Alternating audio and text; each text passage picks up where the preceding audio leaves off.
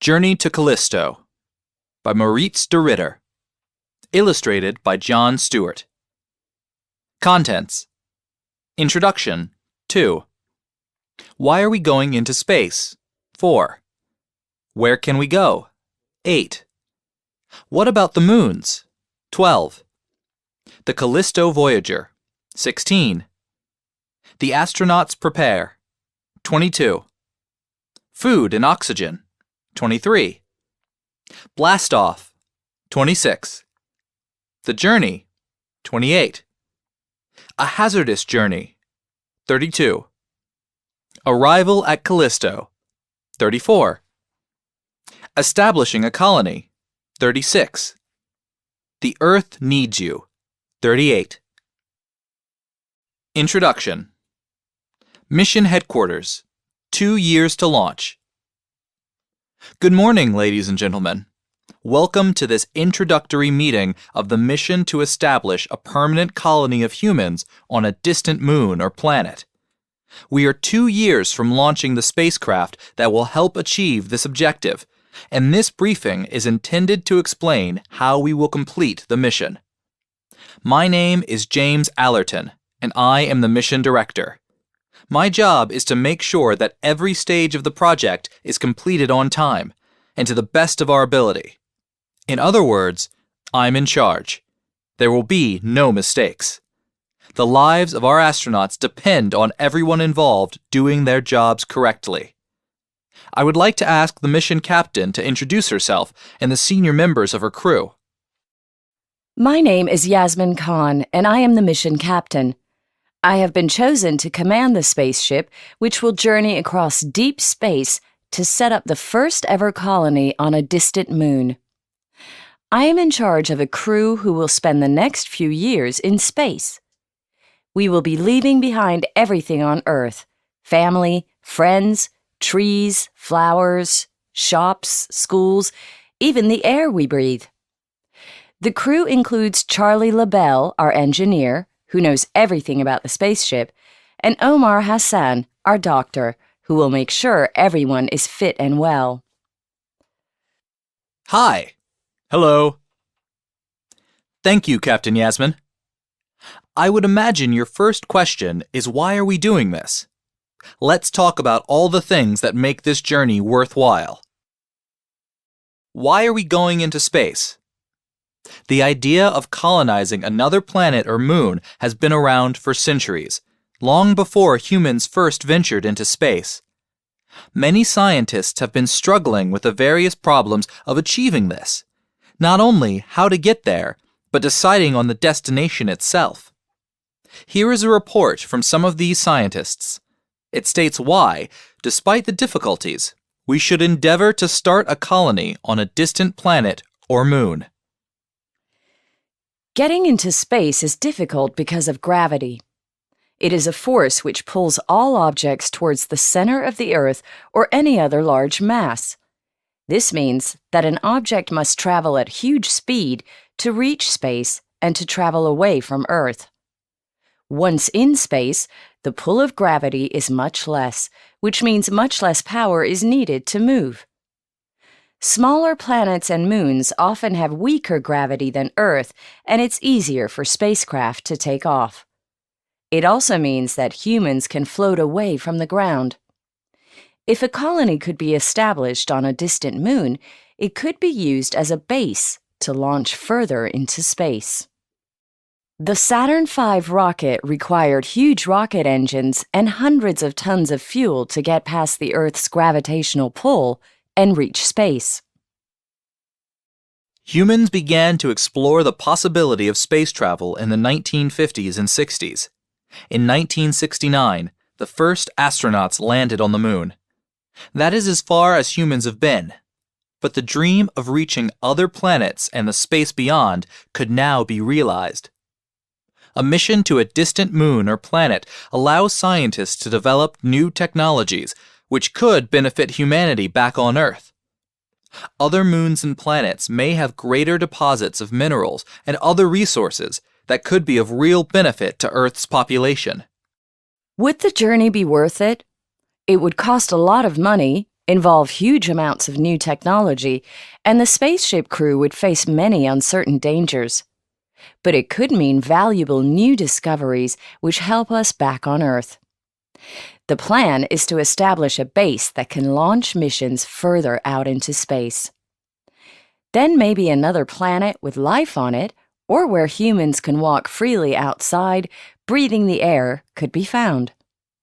The base will need bigger, better spaceships than anything we have now, but it would be an amazing adventure and may bring many benefits to our lives on Earth. With all these benefits, we think it is worth the risk. This is what the base would look like. Where can we go? The next step is to decide where to go. In today's briefing, we will outline the different factors involved in this decision and the best possible options. We have been studying the planets in our solar system for hundreds of years. We have looked at them through telescopes and scientific instruments and listened to them on radio telescopes. Robotic probes have been sent to all the planets. The data they have collected shows that many planets and asteroids won't be suitable places to visit. Mercury is the closest planet to the Sun. Planets which are near the Sun, like Venus and Mercury, are much too hot to land on. On the other hand, Uranus, Neptune, and Saturn are far from the Sun, which means they are extremely cold and could take many years to reach. Mars is closer, but has quite strong gravity, like Earth. This means a manned spaceship could land, but would need a large rocket to launch from Mars and come back to Earth. Mars has a strong gravitational pull, so it would be hard for spaceships to leave the planet's surface. The enormous planet Jupiter could be reached by spaceship in about 2 years, but it is entirely made of gas, so it has no surface to land on. It also has winds of up to 1,000 miles per hour and gives off highly dangerous radiation.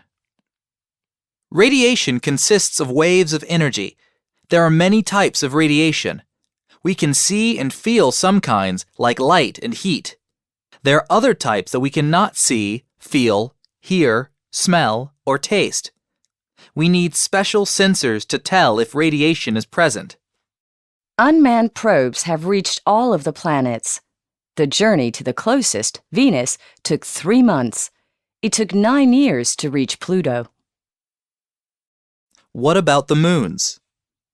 If the planets are not very good places on which to land, fortunately, some of their moons are more promising.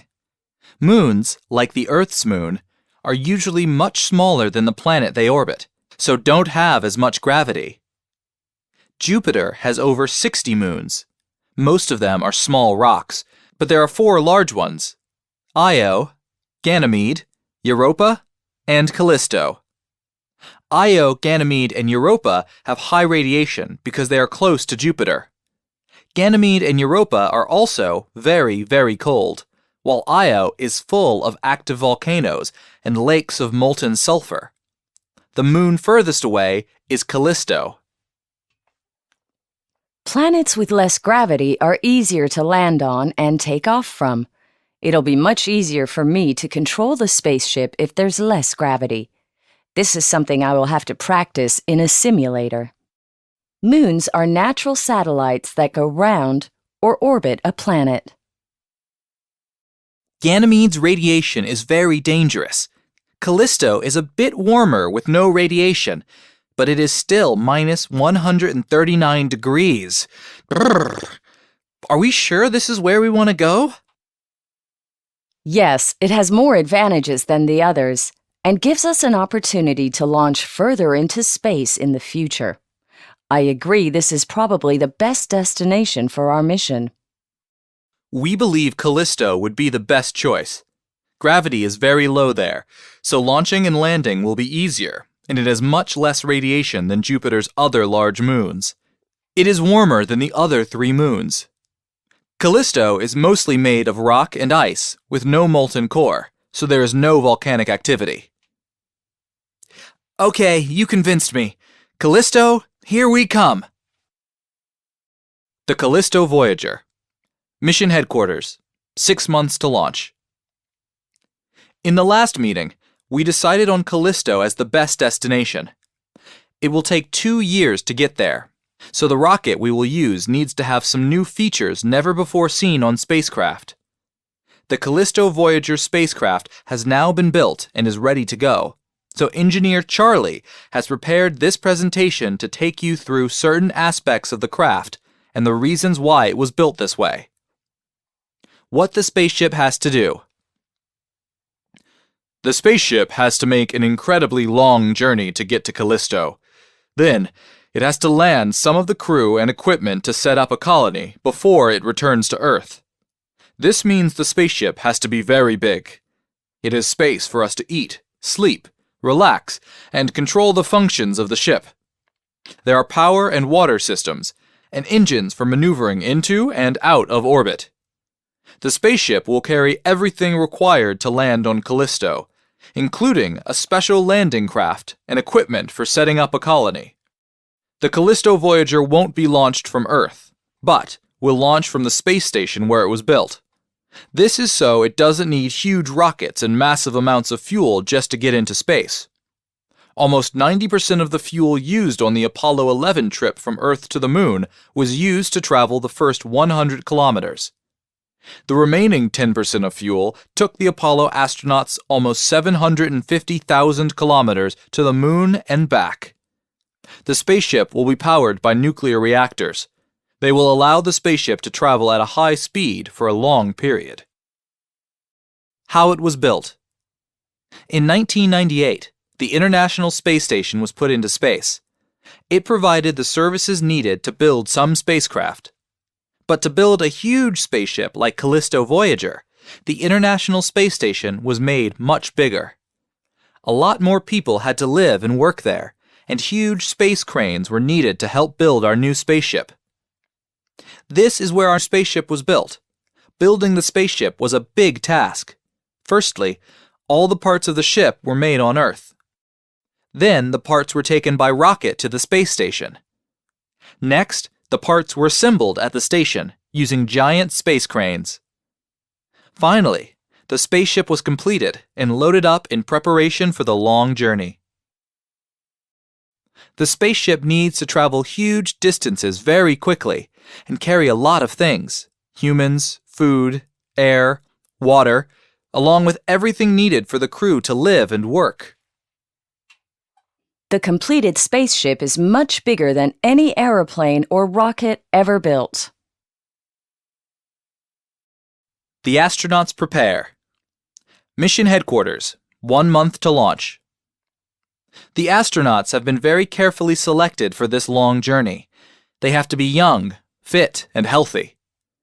To prepare, the astronauts need to be trained for flying the spaceship and for living on Callisto.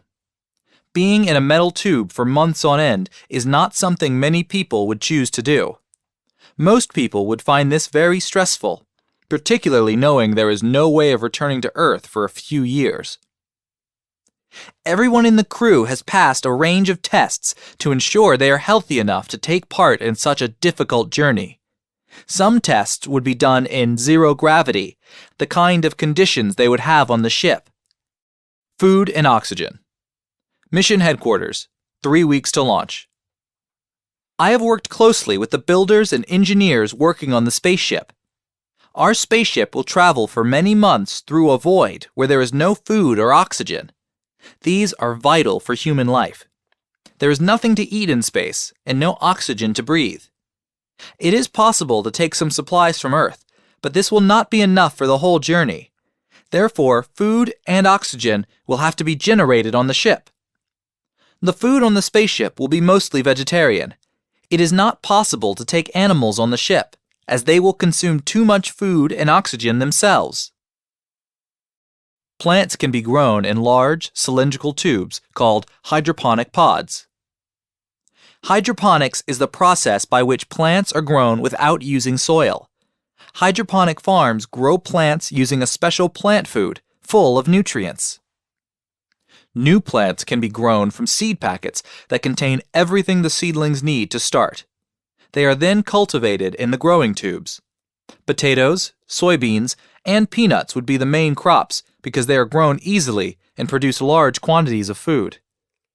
The plants also help the crew by converting water into oxygen to breathe.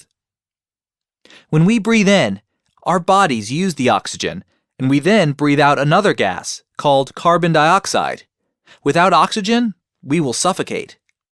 The ship has to provide enough air with oxygen for all of the crew to breathe. Some oxygen will be taken on the journey in special tanks, but most will need to be generated during the voyage. To do this, large tanks of tiny green plants called algae are used. These plants take in water and carbon dioxide and then release oxygen into the atmosphere.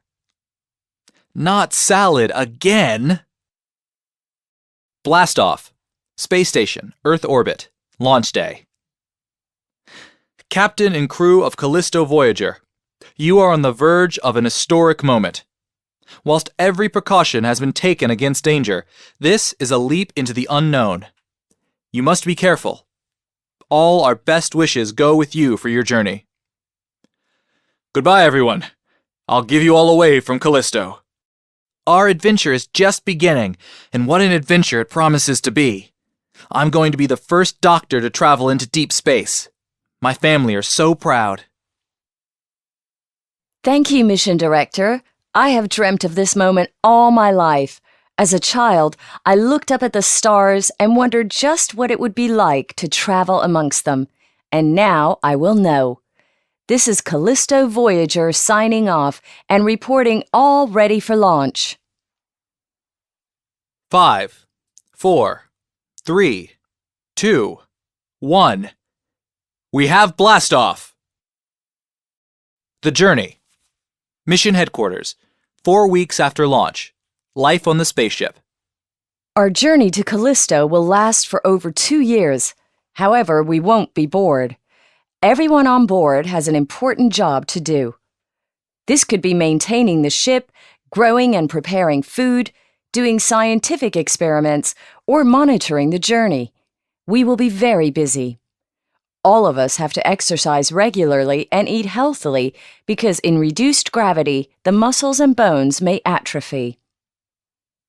Spaceships and space stations need special exercise equipment. Atrophy means that muscles and bones will become weaker and so won't do their jobs properly.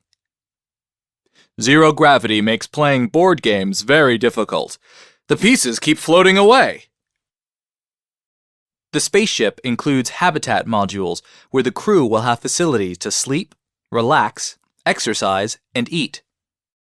Each crew member will be allowed 1 or 2 personal items they can take on board, providing they are lightweight and not too bulky. A hazardous journey. During our journey in space, we hope we don't have any problems because we can't turn back. That means when anything breaks, we have to fix it.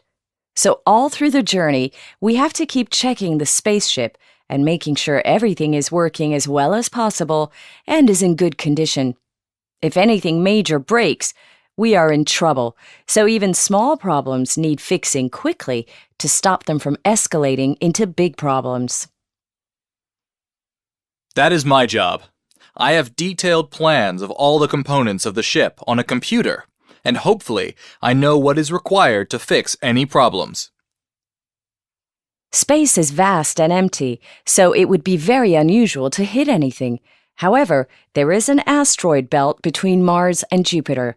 This consists of millions of asteroids, which vary in size from small rocks to moon-sized boulders. Although I will do my best to avoid all these objects, there is a possibility the spaceship might get struck. The ship has to be strong enough to survive such a strike. Approaching Jupiter. Halfway through the voyage, we will have to turn the ship around. We then slow down gradually as it approaches Jupiter and Callisto. If the spaceship is going too fast, we will simply fly past Callisto and be lost forever.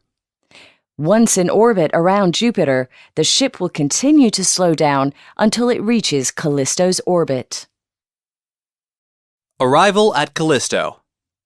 Mission headquarters, 2 years after launch. Ladies and gentlemen, you are only 5 days from landing. We should go over the agreed plan for your arrival on Callisto. Protocol for procedure upon Callisto landing. 1. Callisto Voyager enters orbit around Callisto. 2. Crew boards the 2 landing modules known as landers. 3. Modules detach from Callisto Voyager spacecraft and descend to Moon's surface. 4. Upon landing, crew to put on protective suits with inbuilt oxygen supply. 5. Open hatches of lander and step out onto the surface of Callisto. 6. Connect up the landers with cables and pipes to share power, water, and air inside each. 7. Set up nuclear reactor to provide power in both landers. 8. Set up inflatable modules containing beds, kitchen, and workspaces. 9. Set up farm tubes and algae tanks. 10. Transfer food and oxygen supplies from landers. The reduced gravity should make this easier. Establishing a colony. The crew will take parts of the Callisto Voyager craft down to the surface to assist in building the colony. The remaining parts of the craft will be left to burn up in the atmosphere. The crew will now be alone, over 700 million kilometers from their homes and the nearest people, and there is no way back until the next ship arrives. To grow the colony, more spaceships will have to be sent from Earth, bringing more equipment for building bigger living places and allowing exploration. Meanwhile, the crew will explore Callisto, looking for their own resources to help them survive. They will build mines and look for metal and minerals. Some of these could be very valuable back on Earth. They will make tunnels, caverns, and roads, and will start to farm more and more of their own food. This will allow the colony to grow, so that one day it could become the base from which another mission sets off to start a new colony on a moon or planet even deeper into space. The Earth needs you. A momentous occasion in the history of the human race is just around the corner. The launch of Callisto Voyager is imminent. The intrepid crew, who will be the first ever interplanetary colonists, are set to become international heroes. Their names will be known for generations to come. But this is just the beginning. A thriving and busy colony is planned for Callisto, tasked with exploring the moon and nearby planets. In the future, this colony will see the launch of further missions to more distant planets in outer space. Do you have what it takes to be a pioneer in the most exciting and historic event in history? Can you see yourself as a future colonist? Are you young, fit, and healthy? Do you think you could make the 2-year voyage and become a useful member of the colony on arrival? If you do, then come and join the Callisto Colony Project. Pioneer, historic, hero. It will be a long and hard stay in the colony, but the rewards will be great. Your name would join the list of Callisto's great pioneers, which will be taught to all of Earth's citizens for hundreds of years to come. You will have the opportunity to be part of the future of the human race, and you will have the greatest adventure of your life. Earth needs you. Join today for a new tomorrow. Journey to Callisto. Follow the preparations as scientists plan the first space mission to establish a human colony on a distant moon called Callisto.